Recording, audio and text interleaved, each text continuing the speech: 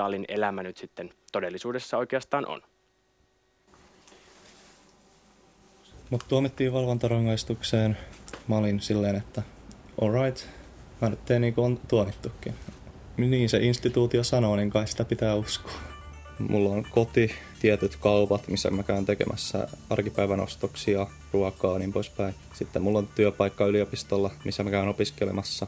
Jos mä menen jonnekin muualle, missä mun aikataulun mukaan ei pitäisi olla, niin silloin mulle tulee niitä rangaistuksia lisää. Mikä sitten tarkoittaa, että joutuu menemään sinne vankiin. Aina mahdollista, että puhallutetaan tai pistetään huumetestiin. Mulla on tää jalkapanta, joka on yhteydessä semmoiseen laitteeseen, joka on mun kotona, joka siis ilmoittaa aina viranomaisille, että milloin mä oon kotona ja milloin mä en oo kotona.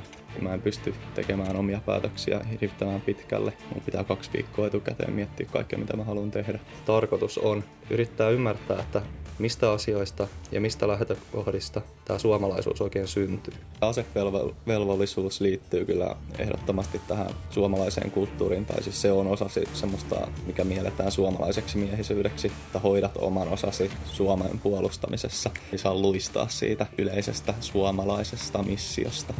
Mä en oo kuitenkaan vapaata rangaistuksen alaisena, vaan mä oon totta kai menettänyt suuren osan siitä, mitä tekee elämästä elämisen arvoisia. Mä menetän vapautta paljon semmoisella psykologisemmalla kannalla, ehkä enemmänkin kuin vankilassa tai asepalveluksessa.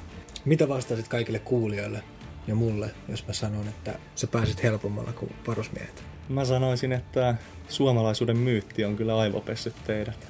Olette ihan valmiita äänestämään eri tavalla, jotta tulee erilaisia lakeja.